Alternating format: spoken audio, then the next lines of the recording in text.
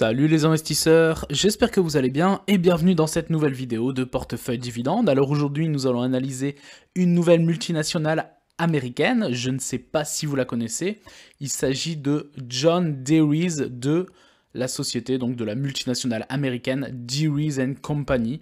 Mais avant, n'hésitez pas à vous abonner, à liker, à partager, let's go, c'est parti! Donc au moment où je tourne la vidéo, le prix du cours de l'action de John Deere est de 429,60 $. Et ici, vous pouvez déjà voir un aperçu du graphique sur le long terme. C'est déjà très impressionnant. Alors, on enchaîne ici donc avec l'historique de l'entreprise. Donc, John Deere est une marque de la société américaine Deere & Company, dont le siège est situé à Moline, dans l'Illinois, spécialisée donc dans la fabrication de matériel agricole et notamment les tracteurs, moissonneuses-batteuses, ramasseuses-presseuses, ainsi que des tondeuses à gazon ou encore tout ce qui concerne les équipements forestiers. Et donc, ce qui fait la différence, c'est que ces machines, toutes ces machines qui sont créées donc par la société sont facilement reconnaissables à leur couleur verte soulignée de jaune. Donc l'entreprise, tenez-vous bien, a été fondée en 1837 et donc Deere & Company est l'une des plus anciennes compagnies industrielles des États-Unis et donc elle est forcément maintenant cotée en bourse. Donc déjà l'entreprise fondée en 1837, elle a quasiment 190 ans, donc ça c'est déjà énorme. Alors concernant l'historique sur les dernières années ici, donc en novembre 2015, John Deere acquiert Monosem, une entreprise européenne spécialisée dans le matériel agricole, servant à effectuer des plantations de précision pour un montant par contre qui n'a pas été dévoilé. Le même mois, donc l'entreprise acquiert des activités de matériel dans la plantation de précision de Monsanto, le fameux Monsanto, Precision Planting, pour également un montant inconnu. On enchaîne donc en mars 2016, Deere annonce l'acquisition de AG Manufacturing, une entreprise américaine spécialisée dans les engins agricoles d'épandage.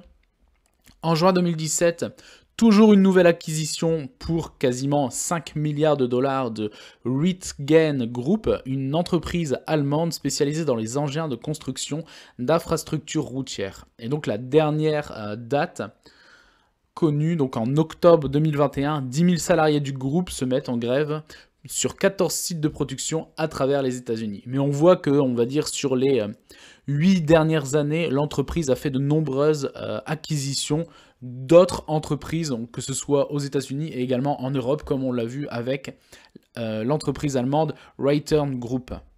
Et donc pour finir, pour la petite anecdote, la filiale donc française de l'entreprise a le siège à Fleury-les-Aubrais, qui est la plus importante entreprise du département du Loiret. Et donc en 2018, elle a réalisé un chiffre d'affaires de quasiment 1,3 milliard d'euros. C'est quand même très très impressionnant. Et donc ici nous passons sur TradingView pour voir donc directement le graphique de Deere & Company. Et donc si vous voulez faire davantage de recherches, le ticker de l'entreprise c'est tout simplement DE. Et donc ici on voit donc le graphique de l'entreprise depuis 1967-1968. Alors vous voyez ici c'est juste extraordinaire, c'est quasiment le calme plat des années 68 à, si je puis dire, on va dire 2006. Le calme plat. Après, si on a grandi, on voit qu'il y a quand même des fluctuations avec des légères montées, mais par rapport au graphique sur le long terme, c'est vraiment rien. Et donc, c'est réellement à partir de des années 2006 que l'entreprise va commencer à avoir une certaine croissance concernant son cours de bourse. Donc ici, en agrandissant, on voit donc de milieu des années 2006 jusqu'à 2008, donc on va dire pendant 1 an et demi, elle passe de 40 $ à quasiment 100 $. Donc en l'espace d'une année et demie, 2 petites années grand maximum, elle prend 60 $ de plus-value en termes de valeur. Ensuite, la fameuse année donc 2008 avec la crise des subprimes, forcément l'entreprise est quand même impactée. Donc redescendant aux alentours des 20 $ l'action, 21 $. Et donc pour une baisse du cours de bourse de 77%, donc à cette époque en 2008-2009. Et donc comme beaucoup d'entreprises, après la crise des subprimes, on commence à voir un marché haussier se dessiner, avec une croissance plus ou moins importante en fonction des entreprises. Et là on voit donc une reprise donc, du marché haussier. et qui s'accélère littéralement ici, donc pendant la période du Covid, puisqu'ici on voit donc le Covid finalement n'a eu quasiment aucun impact concernant le cours de bourse. Ici, donc aux alentours des 134 $, et on voit pour atteindre ici un sommet historique qui est d'ailleurs toujours en cours, puisqu'ici nous sommes sur des plus hauts historiques comme on l'a vu précédemment, aux alentours des 430 $ l'action. Donc c'est tout bonnement impressionnant. Donc c'est-à-dire qu'en l'espace, donc on va dire avril 2020, de 3 petites années, le cours de bourse a pris plus de 144% de valeur. C'est tout bonnement impressionnant en termes de croissance. Et c'est également ça qui est intéressant dans l'investissement, surtout dans les actions à dividendes. C'est-à-dire que vous pouvez cibler, par exemple, cette société, elle a des fondamentaux qui sont quand même très très solides. On est sur une entreprise qui a quasiment 2 siècles, qui est quasiment numéro 1 dans son secteur industriel concernant l'agriculture, avec la spécialisation donc, des tracteurs, moissonneuses, batteuses, etc. Donc déjà avec des chiffres d'affaires qui doivent être impressionnants, et nous le verrons par la suite, et également des bénéfices également impressionnants. Donc on est déjà sur des sociétés qui sont de très grosse qualité, qui ne sont pas forcément connues de tous, mais en fait qui ont des bases qui sont saines et solides. Et ça c'est très intéressant, parce que si l'entreprise, concernant le cours de bourse, puisque je dis toujours que le cours de bourse reflète la psychologie donc, des êtres humains, eh bien donc vous pouvez avoir une entreprise concernant son cours qui soit plat pendant des années et des années, donc en plus des dividendes qu'elle vous verse, et puis d'un coup, boum, du jour au lendemain, vous voyez le cours de bourse qui commence à s'envoler. Et ça, c'est vraiment la psychologie donc, des foules, finalement, des investisseurs en général. Et donc, c'est également intéressant de voir ça. Alors ici, donc, nous sommes sur dividende.com. Alors concernant le dividende, l'entreprise verse un dividende de 5 $ par action. Donc forcément 5 $ par rapport au prix actuel qui est de 429, 430 $. Bah, le rendement, le ratio est vraiment très faible puisque nous avons donc un rendement ici de 1,16%. Ici, concernant le average price recovery, donc il faut entre 5 et 6 jours à l'entreprise pour qu'elle retrouve son cours de bourse avant le détachement du dividende. Donc en gros, c'est très très rapide. Chose également donc ça c'est déjà très positif. Ensuite, autre chose positive, c'est le payout ratio qui est vraiment mais dérisoire, puisque finalement l'entreprise, sur tous ses bénéfices, donc sur 100% de ses bénéfices, elle ne distribue que 15,63% de ses bénéfices à ses actionnaires. Donc en fait, c'est un payout ratio qui est très très conservateur, et ça c'est très positif, pardon. Ça veut dire que l'entreprise donc est gérée également sans doute de manière saine, également très conservatrice dans le sens où elle peut, c'est-à-dire si par exemple sur les prochaines années, elle voit que le secteur devient plus compliqué, les charges, etc., elle peut se permettre de continuer à distribuer des dividendes à ses actionnaires sans forcément que son payout ratio soit énormément impacté. Donc ça, c'est également très positif. Alors une chose par contre qui me chagrine un peu, c'est que le versement des dividendes n'est en augmentation que depuis 3 années consécutives. On verra par la suite dans l'historique que l'entreprise, en fait, pendant 3, si je ne dis pas de bêtises, 2 ou 3 fois d'affilée sur les 20 dernières années, elle a stagné son dividende. Donc voilà, ça c'est également une chose à prendre en compte. Après, il faut aller analyser davantage pour savoir pourquoi elle l'a fait, etc. Concernant la fréquence des dividendes, elles sont versées de façon trimestrielle comme la majorité des sociétés aux États-Unis. Et donc le secteur en général, donc industriel, est de 2,36%. Et donc Dairy fait beaucoup moins puisqu'on est à 1,16% de rendement.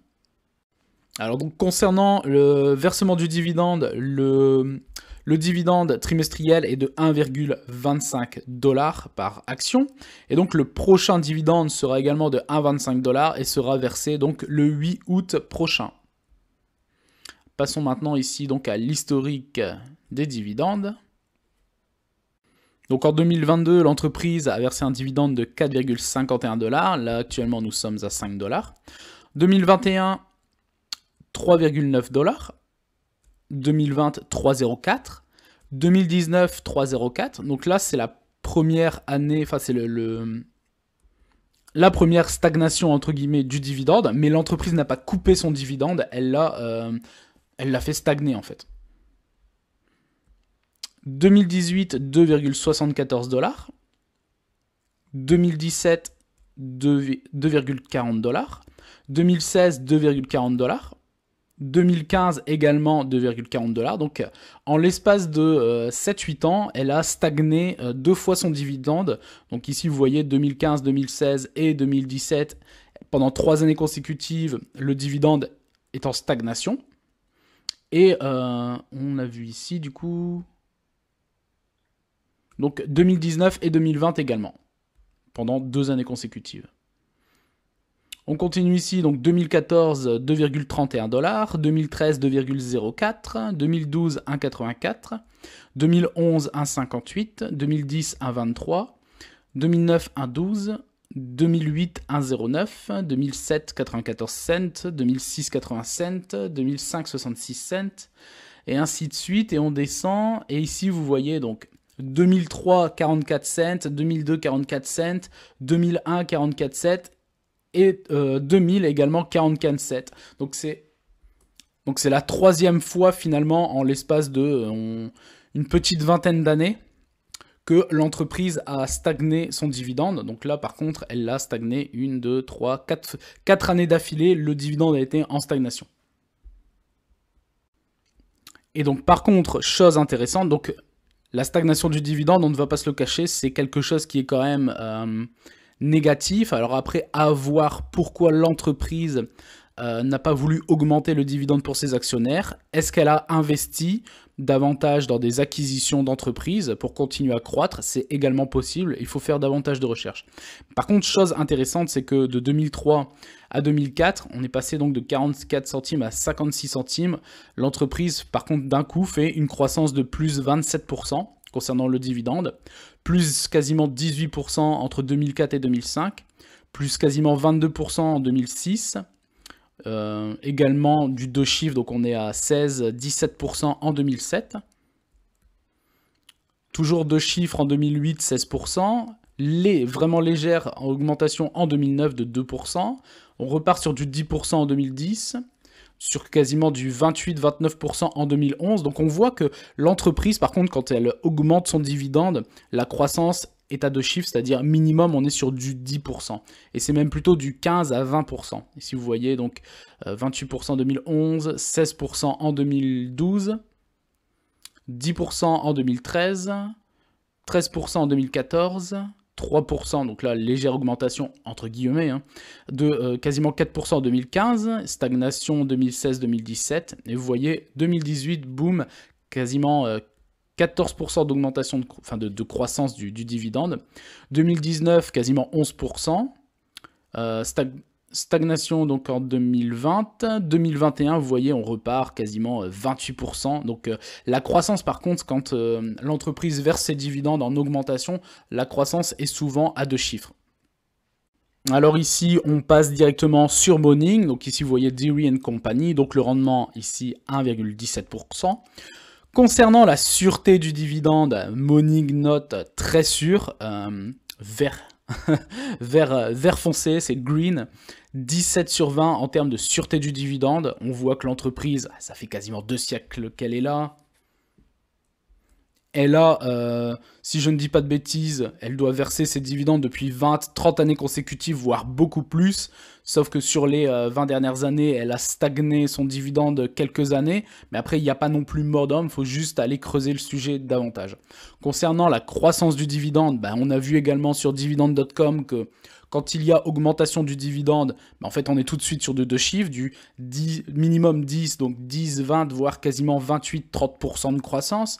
Donc, bon potentiel pour l'entreprise, puisqu'on est sur du 15 sur 20. Et vous voyez ici, donc concernant la croissance des dividendes sur la moyenne des 5 dernières années, on est à 13%, donc c'est vraiment très très positif. Concernant la capitalisation de l'entreprise, sa valeur est de 125 milliards de dollars. Concernant le ratio cours par rapport au bénéfice, il est quasiment de 14, multiplicateur de 14. Et le bénéfice par action est lui de quasiment 30 $ par action. Alors on passe ici donc au comparaison des performances, donc on voit le retour sur une année au niveau des performances, donc Dairies fait 29%, plus 29%, alors que le S&P 500 fait plus 11%, le Nasdaq fait lui plus 22%, et le secteur industriel dans son ensemble fait lui plus 19%. Donc on voit littéralement que Dairy & Company survole les indices et le secteur industriel en général. Et c'est également pareil sur les 5 dernières années, puisque le retour des performances est de plus 226% sur les 5 dernières années pour Dairy & Company, alors qu'il n'est entre guillemets que de plus 63% pour le S&P 500, plus 118% pour le Nasdaq et seulement plus 60% pour le secteur industriel. Donc on voit également que ce soit sur 1 an ou sur 5 ans, Dairy & Co, en fait, en termes de performance, n'a pas d'équivalent. Et donc ici, concernant donc, le cours de bourse et le graphique concernant la valorisation de l'entreprise, donc sur Morning ici, donc concernant ici en vert, vert clair, vert dégradé, donc c'est la potentielle zone de sous-évaluation. En jaune et jaune dégradé, de clair à jaune foncé, donc c'est la potentielle zone de surévaluation. La courbe bleue, c'est la juste valeur théorique. Et donc en noir, c'est le prix réel de l'action. Et on voit donc que le prix du cours de l'action était plutôt réaliste et donc évalué à sa juste valeur, jusqu'en, donc de toutes ces années en arrière jusque 2020, et en fait à partir du Covid en gros, il commence à y avoir une certaine décorrélation du prix, et donc une surévaluation également forcément, puisqu'on se retrouve quasiment à peu de choses près, donc dans une très très importante surévaluation du prix. Et on voit clairement que c'est à partir de 2020 où ça commence à s'envoler littéralement, donc forcément la psychologie des foules liée à l'investissement période post-Covid, sans doute également aussi aux matières premières, puisque dans le secteur agricole, les matières premières sans doute ont explosé à la hausse. Et donc ici on voit le graphique, donc l'historique du versement du dividende. Donc ici on voit dividende sans interruption, donc depuis plus de 30 ans. Donc sans interruption, il y a eu stagnation, mais ça n'a pas été coupé. Et ici on voit donc 2002-2003, stagnation. Ensuite, à partir de 2004, on reprend une hausse du versement du dividende pour arriver ici en 2015, donc 2015, 2016, 2017, donc ces 3 années-là, stagnation également du dividende, pour reprendre une croissance, et 2019, 2020, stagnation, et on repart, donc à partir de 2020, on repart sur une croissance très très importante du dividende, puisque on voit que c'est littéralement exponentiel. Alors maintenant, je suis donc sur Yahoo Finance pour continuer à analyser l'entreprise. Donc ici, je descends concernant les éléments financiers de l'entreprise. Donc ici, on voit le graphique, donc chiffre d'affaires et bénéfices. Donc alors, 2019, l'entreprise a généré 39,23 milliards de dollars de chiffre d'affaires pour un bénéfice qui a été donc de 3,25 milliards de dollars. En 2020, pardon, eh bien, baisse du chiffre d'affaires, légère baisse, mais on va dire quand même de 3 milliards et demi, 4 milliards de dollars, puisque le chiffre d'affaires passe à 35,5 milliards de dollars. Et également une baisse donc des bénéfices, plutôt légère, ça se compte en millions pour l'entreprise, on va dire 500 millions de dollars. 500 millions de dollars de bénéfices en moins, passant donc à 2,75 milliards de dollars de bénéfices.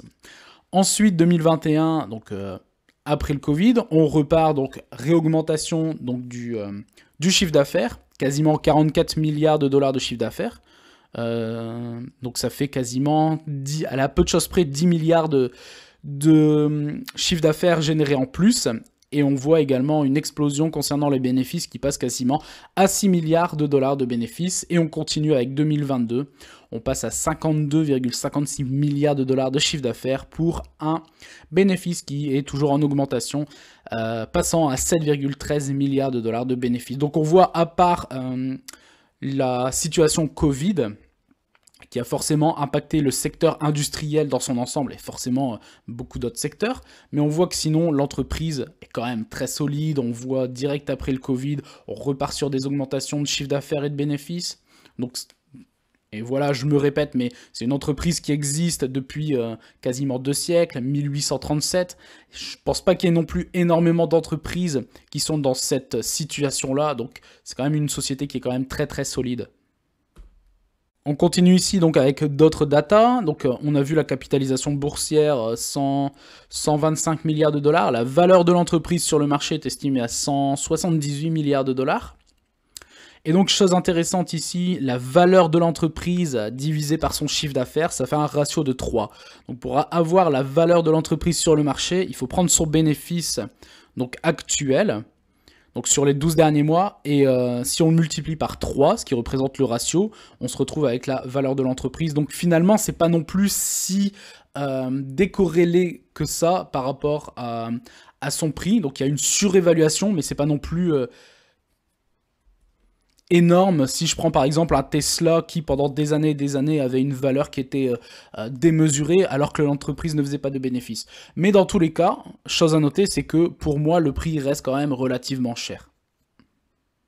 D'autant plus qu'on est sur un rendement qui est de 1,16% et clairement ça ne vaut absolument pas le coup à l'heure actuelle. Donc après, chose aussi intéressante concernant la rentabilité, au niveau de la marge bénéficiaire, ça ne fait que, entre guillemets, 15% en termes de marge bénéficiaire et la marge d'exploitation qui est, elle, établie sur les 12 derniers mois est de quasiment 21%, 20,94. Donc c'est pas non plus énorme en termes de marge. Après voilà, il y a je pense que dans ce secteur d'activité-là, il y a énormément de sous-traitants, matières premières très très chères. Donc tout ça joue énormément sur finalement la rentabilité et les marges en général. On continue ici donc concernant la croissance trimestrielle du chiffre d'affaires qui est, elle, est établie sur les 12 derniers mois. Elle est de 30%, donc 30% de croissance trimestrielle du chiffre d'affaires, c'est quand même très très impressionnant. On a un bénéfice brut sur les 12 derniers mois qui est à 14,5 milliards de dollars et son bénéfice net disponible et donc distribuable après avoir enlevé toutes les charges, etc. Établi sur les 12 derniers mois, on est quasiment à 9 milliards de dollars. Donc voilà, ça reste quand même c'est très très positif finalement. Sachant comme on l'a vu et que ici ça nous confirme le rapport de distribution, donc ça c'est le payout ratio, qui est de 15,84%. On voit que par rapport aux bénéfices disponibles qui sont de 9 milliards, l'entreprise a littéralement de marge et elle peut voir largement venir pour les années futures. On va terminer avec les dernières news. J'en ai pas trouvé énormément parce que finalement ce genre d'entreprise, on va dire la majorité des gens ne connaissent pas ce genre d'entreprise, sauf les investisseurs comme vous et moi qui allons fouiner, regarder, analyser.